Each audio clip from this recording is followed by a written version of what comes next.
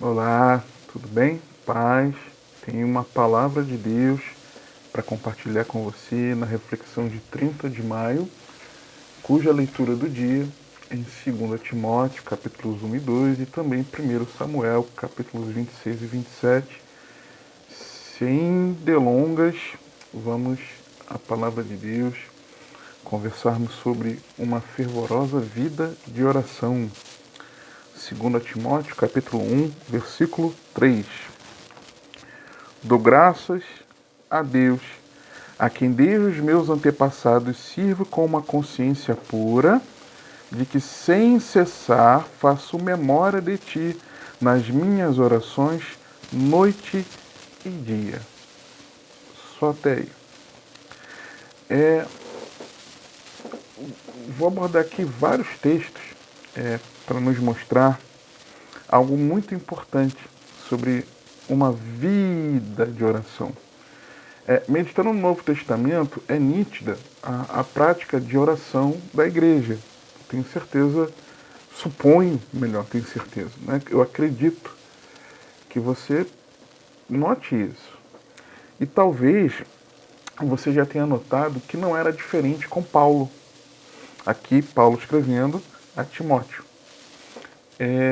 Não era diferente com Paulo. Talvez você já tenha notado que evidenciava a adoção dessa prática de oração como um verdadeiro estilo de vida. E talvez você já tenha notado também que os textos revelam, os textos na palavra, os textos de Paulo, revelam motivos e pedidos de oração que um imitador de Cristo deve apresentar a Deus. Como é que devem ser, quais são os motivos de oração de um discípulo de Cristo? Ok? Digo isso porque Paulo orava pela igreja para que nós venhamos, por exemplo, entendermos a esperança, para que venhamos a entender a esperança da vocação, conforme Efésios 1,18. No mesmo versículo, entender qual a nossa herança nos santos. No versículo seguinte, verso 19, entendermos a grandeza do poder de Deus em nós, conhecermos, no mesmo versículo, o amor de Cristo, conhecermos a vontade de Deus, Colossenses 1,9, crescermos no conhecimento de Deus, Colossenses 1,10, crescermos em amor, Filipenses 1,9 e 1 Tessalonicenses 3,12, abundarmos, sermos fortalecidos em poder, Efésios 3,16, em frutos, Filipenses 1,11, em santidade, 1 Tessalonicenses 3,13, também para que venhamos andar dignamente, Colossenses 1,10 e 2 Tessalonicenses 1,11, andar glorificando a Cristo, 2 Tessalonicenses 1,12, andar sinceros e sem escândalo algum, Filipenses 1,10, que venhamos também receber Cristo em nosso coração, Efésios 3,17, receber o cumprimento do desejo de toda a bondade e obra da fé com poder, 2 Tessalonicenses 1,11, de que venhamos também ter fé operante, 1 Tessalonicenses 1,3, um amor sofredor, 1 Tessalonicenses 1,3 também, e esperança constante no Senhor, 1 Tessalonicenses 1,3. Esses motivos e pedidos de oração, eles são uma síntese do PDF As 7 Orações de Paulo pela Igreja nas Epístolas, organizada pelo meu pastor Alan Capriles, que ele compartilhou numa pregação, Orações de um Imitador de Cristo, há uns 2 anos atrás, talvez. Com o seu exemplo e com o que instrui aos irmãos, Paulo nos ensina importantes posturas, e aqui agora vamos falar de posturas, tá? De como, quais são características de uma vida de oração, de uma fervorosa vida de oração. Com o exemplo de Paulo, que ele comentava a respeito da sua vida de oração e daquilo que ele instruía também aos irmãos, ok? Vamos lá. Sobre o exemplo de Paulo, nós vemos no exemplo aos Romanos, em que Paulo mostrava com o seu exemplo a constância. Romanos 1, 8 a 10.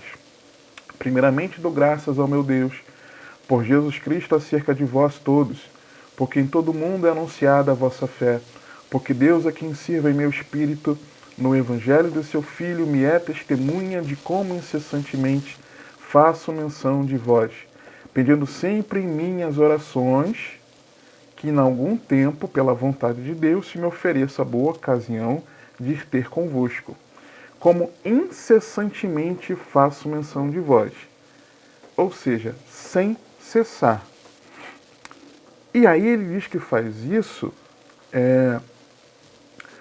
quando, quando é usado o termo traduzido como incessantemente, nos passa a ideia de constância no sentido de que, mesmo em meio a algumas dificuldades, ele não cessava. Ou seja, fica evidente como característica de uma fervorosa vida de oração a constância, ok? É não parar por qualquer motivo. Aliás, não pararmos por motivo algum. Também dentro desse exemplo de Paulo aos Romanos, capítulo 1, verso 10, vemos a consciência de que seja feita a vontade de Deus. É segundo a vontade de Deus. A oração é segundo a vontade de Deus. Pedindo sempre em minhas orações que em algum tempo, pela vontade de Deus, não é porque eu quero, se me ofereça boa ocasião de ir ter convosco. Deus, eu determino, eu decreto. Complicado isso, hein? Outra coisa, como exemplo aos Romanos também, é de que na vida de oração, além de ser segundo a vontade de Deus, nós temos a ajuda do Espírito Santo. Romanos 8, 26. E da mesma maneira também o Espírito ajuda as nossas fraquezas, porque não sabemos o que havemos de pedir como convém. Mas o Espírito intercede por nós com gemidos inexprimíveis. E depois o texto fala sobre também do Senhor intercedendo por nós, né? Que Cristo está lá, à destra do Pai, intercedendo por nós. Mas aqui, em meio à nossa oração, à nossa vida de oração, o Espírito Santo nos ajuda. Isso é maravilhoso. Também, como exemplo, aos Romanos, a preocupação com os perdidos. Sabe? Romanos 10, 1. Irmãos, o bom desejo do meu coração e a oração a Deus por Israel é para a sua salvação. Por quê? Paulo tinha consciência de que israelita não era salvo, somente se depositasse a sua fé em Cristo. Como exemplo aos Coríntios, ele escreveu que a resposta vem de Deus, segundo aos Coríntios 12, 7 a 9.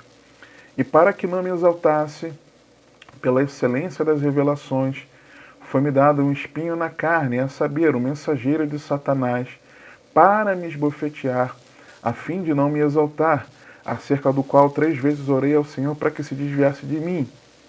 E o Senhor disse-me, a minha graça te basta, porque o meu poder se aperfeiçoa na fraqueza.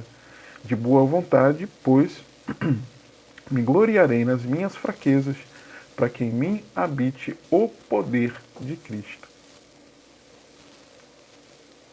Simples assim. A resposta vem de Deus. Em Gálatas, eu não encontrei exemplos, tá? Exemplos da vida de oração de Paulo escrevendo aos Gálatas. Como exemplo aos Efésios, nós temos o seguinte registro: da humilhação a Deus, Por que eu digo humilhação? Por causa disso aqui. Efésios 3, 14 e 15. Por causa disto, me ponho de joelhos perante o Pai de nosso Senhor Jesus Cristo, do qual toda a família nos céus e na terra toma o nome.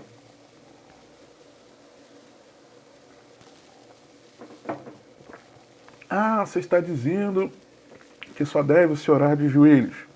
Não. Estou dizendo que orar de joelhos é uma clara demonstração de que o coração está de joelhos. Tá? É a demonstração externa da humilhação interna. Entendeu? E você pode notar que geralmente aquela oração de joelhos, geralmente, ela é uma oração bem quebrantada. Geralmente. Eu não estou colocando aqui, impondo regras de como, qual posição corpórea para orar. Não é isso. Mas vejo na palavra que os judeus oravam muito em pé também, tá? Mas eu vejo que exatamente por conta disso, o texto fazia referência a se colocar de joelhos. Porque eles oravam muito em pé. Mas o se colocar de joelhos mostra, outros textos também nos revelam aqui, essa rendição que já está acontecendo no coração. É a evidência externa do coração. Como exemplo, aos Filipenses, a alegria. Filipenses 1, 3 a 5.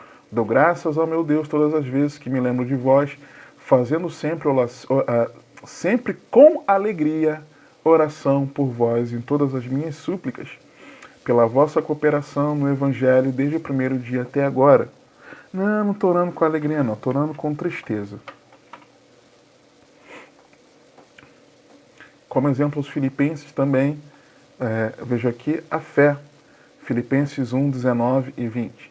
Porque sei que disto me resultará salvação, pela vossa oração e pelo socorro do Espírito de Jesus Cristo, segundo a minha intensa expectação e esperança de que em nada serei confundido, antes com toda a confiança, Cristo será tanto agora como sempre engrandecido no meu corpo, seja pela vida, seja pela morte. Olha as expressões. Porque sei, segundo a minha intensa expectação e esperança, com toda a confiança. Isso é fé? É fé. É fé. Ah, não sei, tô orando, mas vamos ver, né? Fé. E quantos não temos sido de nós que não temos tido uma vida de oração em fé? Fé, de verdade.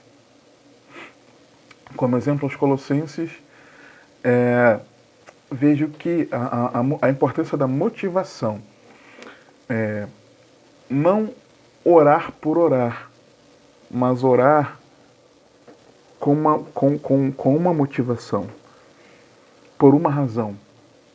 Colossenses 1, 3 a 5. Ainda que a razão seja fazer a tua voz ouvida a Deus, por Deus. Colossenses 1, 3 a 5. Graças damos a Deus, Pai de nosso Senhor Jesus Cristo, orando sempre por vós, porquanto, aí ele quer explicar por que ele estava orando. Porquanto ouvimos da vossa fé em Cristo Jesus e do amor que tendes para com todos os santos, por causa da esperança que vos está reservada nos céus, da qual já antes ouvistes pela palavra da verdade do Evangelho. Então, por quanto? Tem uma razão, tem um motivo, uma motivação, nem que seja fazer a sua voz ouvida pelo seu Criador. Ah, eu vou orar porque tem que orar, né? Não.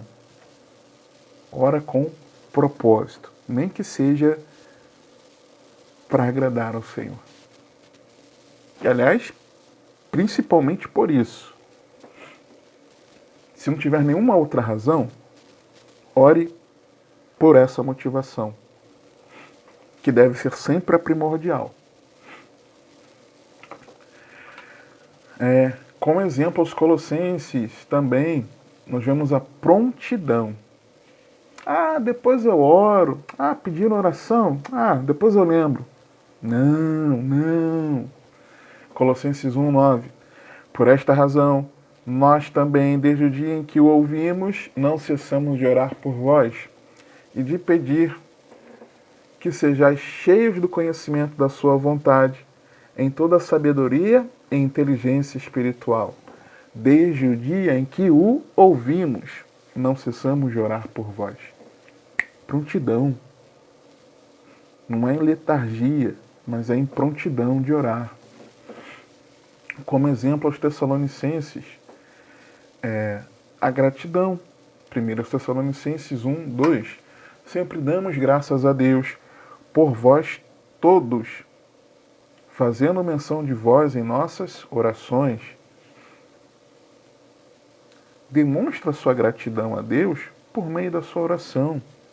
Seja grato pela vida dos irmãos em Cristo, grato pela vida do seu pastor, grato por você poder meditar na Bíblia, grato por você poder louvar o seu nome, grato pelo cuidado dele na sua vida, grato pela sua família, grato pelo sustento que você tem, grato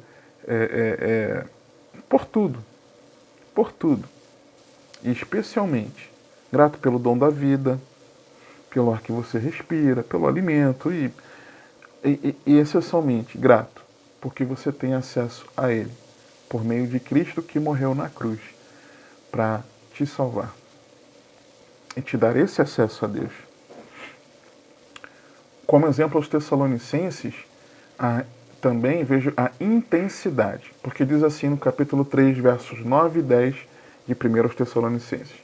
Porque que ação de graças poderemos dar a Deus por vós, por todo o gozo em que nos regozijamos por vossa causa diante do nosso Deus, orando abundantemente dia e noite, para que possamos ver o vosso rosto e supramos o que falta à vossa fé.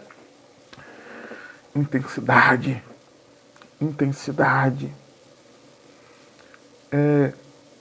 Nós não temos orado muitas vezes com intensidade, sabe? Tá errado. Eu não encontrei exemplos de orações de Paulo, ele escrevendo a Timóteo e escrevendo a Tito, tá ok? Então vamos para o exemplo a Filemão, de não ser egoísta, porque ele diz o seguinte, Filemão, dos versos 4 a 6, é capítulo único, então dos versos 4 a 6. Graças dou ao meu Deus, lembrando-me sempre de ti nas minhas orações, ouvindo do teu amor e da fé que tens para com o Senhor Jesus Cristo e para com todos os santos, para que a comunicação da tua fé seja eficaz no conhecimento de todo bem que em vós há por Cristo Jesus, lembrando-me sempre de ti nas minhas orações. Não sendo egoísta. Não pensa em você, não olhe para o seu umbigo exclusivamente. Lembre-se dos outros. Não seja egoísta. Agora, como instruções de Paulo, nós vimos exemplos, aprendemos essas características. E que Paulo instrui, né? Instrui para que os irmãos orassem. De que forma? Instruindo aos romanos, Paulo nos ensina sobre a perseverança. Romanos 12:12. Alegrai-vos na esperança, sede pacientes na tribulação, perseverai na oração. Ou seja, perseverança.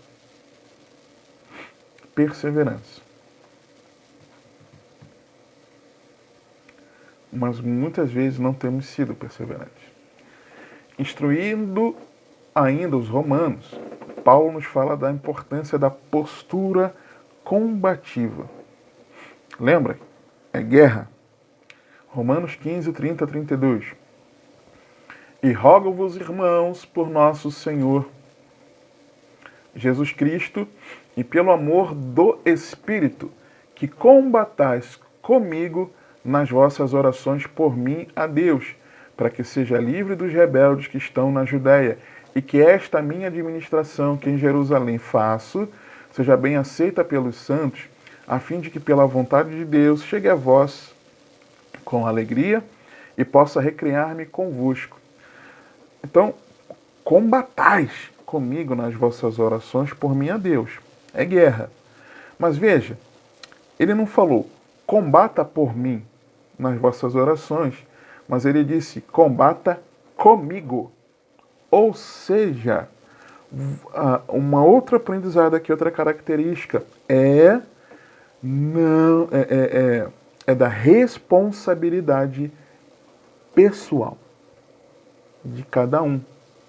Se ele fala combata comigo, é porque ele também combatia. Ele também orava por si mesmo. Irmão, ora por mim, vocês oram por mim, ora por mim, ora por mim. Devemos pedir ajuda em oração. Mas é ajuda. O irmão vai me dar apoio, o suporte na oração que eu mesmo já estou fazendo. Combata comigo. Não é combata apenas por mim. É comigo, por mim. Poderia ser combata comigo pelos outros irmãos? Poderia ser. Mas nesse exemplo aqui era por ele, Paulo. Mas vemos a responsabilidade pessoal aqui, muito importante também. Instruindo os irmãos coríntios, vemos aqui a característica da cooperação com o jejum. 1 Coríntios 7, 5. Não vos falando das questões do casamento, do segundo casamento, do divórcio. Aí ele escreve assim: não vos priveis um ao outro, senão por consentimento mútuo, por algum tempo, para vos aplicardes ao jejum e à oração. Andam juntos. E depois ajuntai-vos outra vez, para que Satanás não vos tente pela vossa incontinência. Queremos ter vida de oração, mas não queremos ter prática de jejum? É complicado, né? E sim, cristãos jejuam. Está plenamente, fartamente documentado, instruído na palavra, além de informações históricas da igreja. Servo de Deus jejua. Ok? Só que nesse mesmo versículo nós vemos um outro aprendizado aqui. É de termos o cuidado com a incontinência. Por que ele fala? Olha, não fiquem se privar. Marido e mulher, não se privem. Senão, se vocês consentirem, é acordo entre vocês, que seja breve, para esse propósito de jejum e oração. Mas depois, voltem a se ajuntar, voltem a coabitar, a ter intimidade, para que Satanás não vos tente pela vossa incontinência. O que nós aprendemos isso? O cuidado que é preciso ter. Porque às vezes oramos,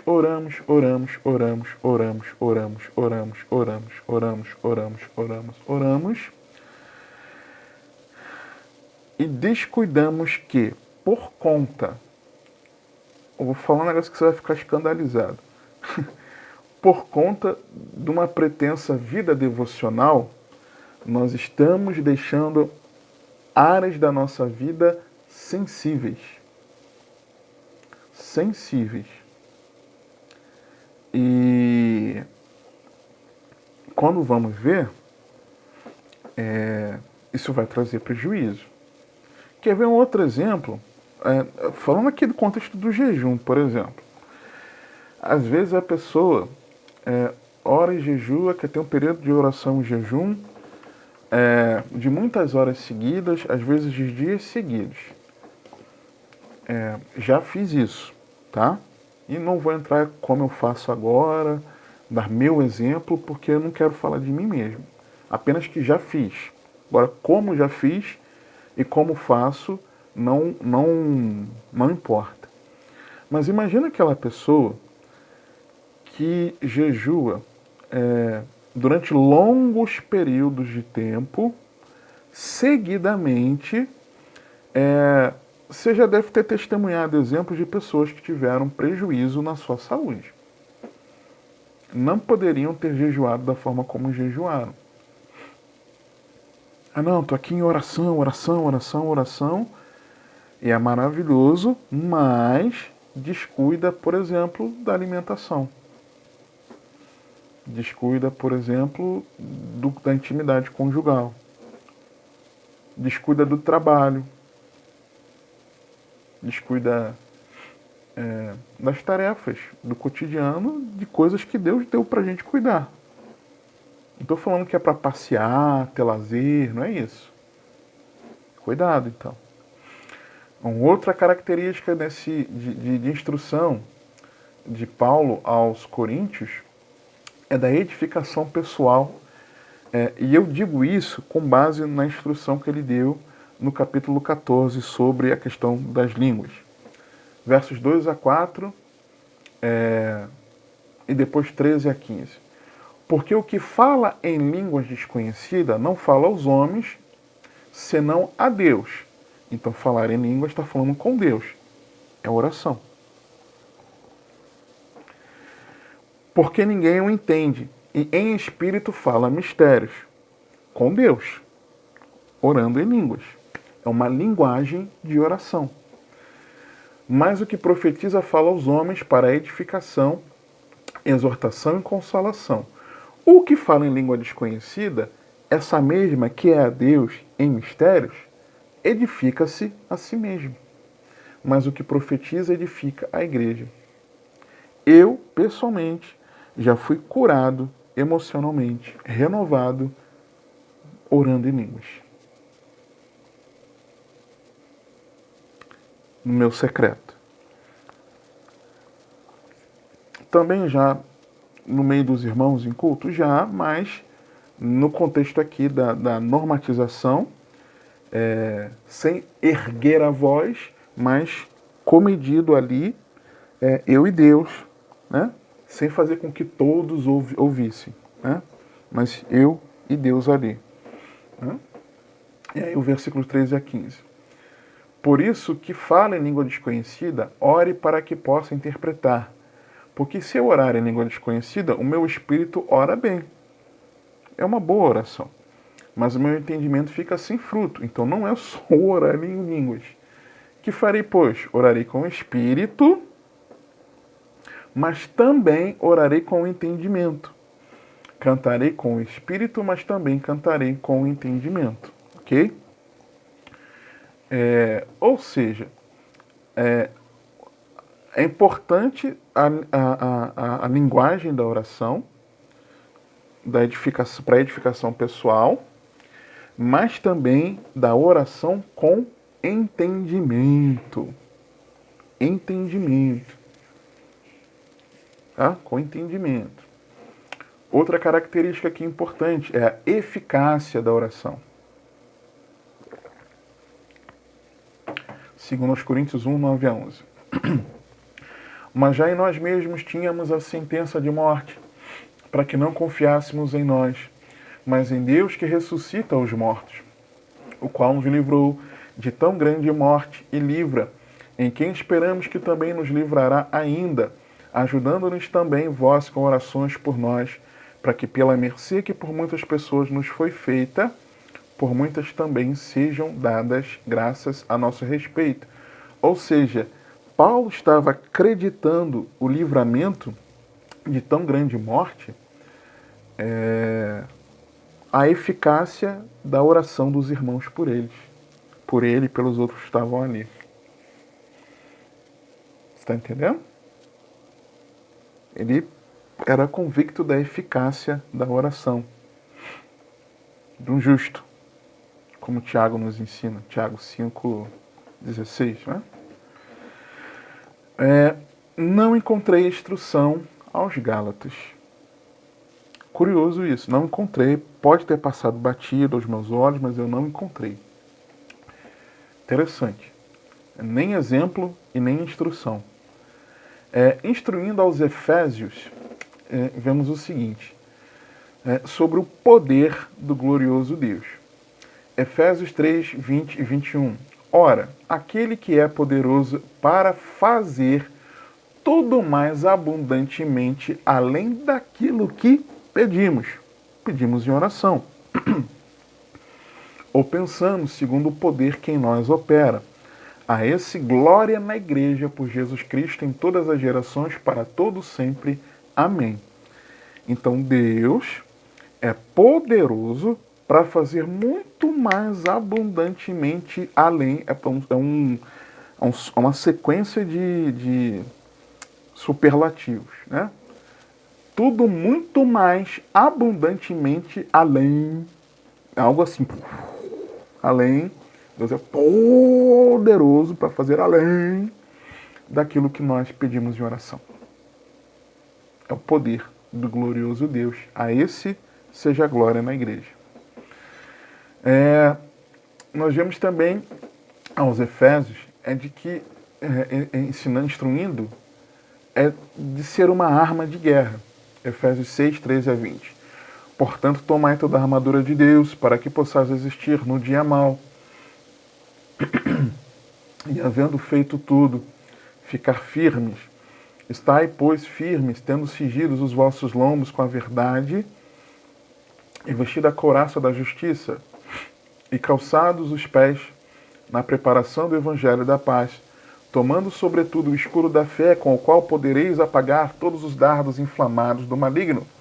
Tomai também o capacete da salvação e a espada do Espírito, que é a palavra de Deus. Como? Orando em todo o tempo, com toda a oração e súplica no Espírito, e vigiando nisto, com toda a perseverança e súplica por todos os santos, e por mim, para que me seja dada, no abrir da minha boca, a palavra com confiança para fazer notório o mistério do Evangelho, pelo qual sou embaixador em cadeias, para que possa falar dele livremente, como me convém falar. Para mim, a oração não apenas é arma de guerra, mas como ele pede lá, combatais comigo, em Colossenses 4, verso entre o 14 e 16, ele fala de Epáfras, que combatia pelos colossenses em oração. Eu vejo que a oração é a própria guerra.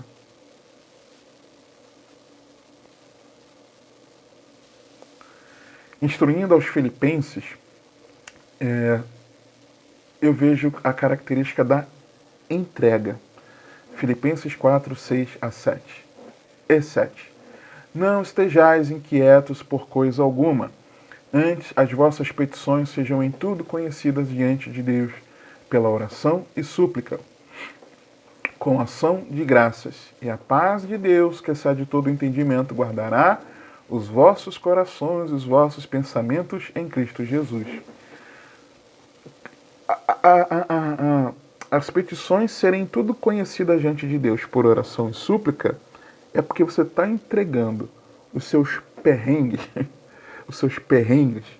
as suas angústias, as suas inquietações nas mãos de Deus. Deixando tudo no altar de Deus. Instruindo aos Colossenses, eu vejo Paulo falando da importância da dedicação. Quando ele diz assim, Colossenses 4:2, perseverai em oração. Mas a parte B fala, velando nela com ação de graças, ou seja, sendo dedicado à vida de oração. Não tem como ter uma vida de oração sem dedicação. Ok? Ainda, instruindo aos Colossenses, veja o foco no reino de Deus. Colossenses 4, versos 3 e 4.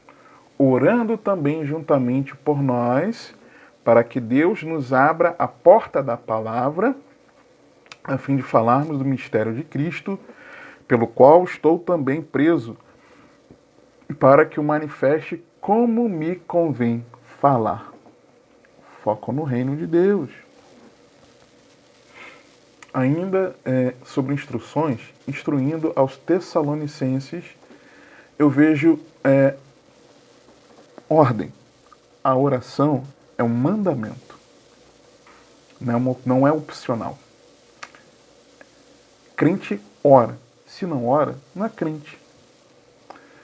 Num versículo que muitos lembram da perseverança, da constância da oração, eu quero ir para a primeira palavra, 1 Tessalonicenses 5,17. Orai sem cessar. Orai. É uma ordem. Entende? Não é opcional.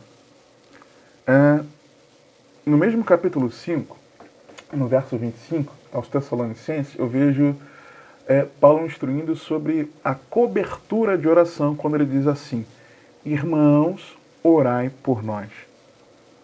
Então, ainda que a oração ela deva ser pedida ajuda aos irmãos para que orem conosco, devemos sim pedir a cobertura de oração. Irmãos, orai por nós. Sim. Mas muitas vezes nós queremos ir para essa luta, para essa peleja sozinhos e não pedimos ajuda em oração aos irmãos. Está errado. E posso falar mais? Com todo carinho, com o meu exemplo pessoal, às vezes isso é orgulho. Fecha parênteses. Instruindo a Timóteo, vemos que a oração é sem acepção de pessoas, quando ele diz, em 1 Timóteo 2:1-6, admoesta-te, pois, antes de tudo, que se façam deprecações, orações, intercessões e ações de graças por todos os homens, pelos reis e por todos os que estão em eminência. Ou seja, por que eu enxergo o que ele diz? Inclui pelas autoridades civis aqui. É para reforçar, orem por todos os homens, inclusive pelos governantes. Por quê? Provavelmente o povo não gostava, como nos dias de hoje, de orar pelos postos políticos.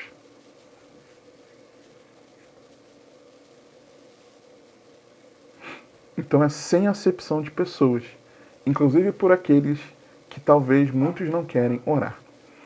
Para que tenhamos uma vida quieta e sossegada. Esse texto aqui é muito profundo. Para que tenhamos uma vida quieta e sossegada em toda a piedade e honestidade. Porque isto é bom e agradável diante de Deus, nosso Salvador, que quer que todos os homens se salvem e venham ao conhecimento da verdade. Porque há um só Deus e um só mediador entre Deus e os homens, Jesus Cristo, o homem, o qual se deu a si mesmo em preço de redenção por todos, para servir de testemunho a seu tempo.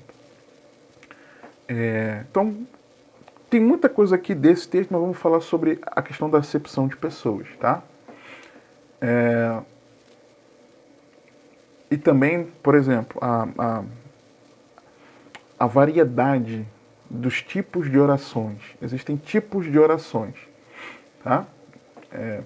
Tem a oração de ação de graças, tem a intercessão, tem a súplica, você tem a oração de guerra, você tem a oração de consagração, e por aí vai. N tipos. 1 Timóteo 2:8, na parte A, nós vemos que a característica aqui da sem restrição geográfica. Porque ele diz assim, primeiro fala da sem acepção de pessoas, agora vai falar sem a restrição geográfica. Quero, pois, que os homens orem em todo o lugar. Onde eu devo orar? Em qualquer lugar. Levantando mãos santas, sem ira nem contenda. E nesse mesmo versículo, nós vemos que para que oremos, nós precisamos estar em santidade. Lembra que Jesus ensinou, a única coisa que Jesus quis explicar no seu ensino sobre oração, no modelo de oração, era o porquê, se perdoarmos, né, seremos perdoados, mas se não perdoarmos, não seremos perdoados.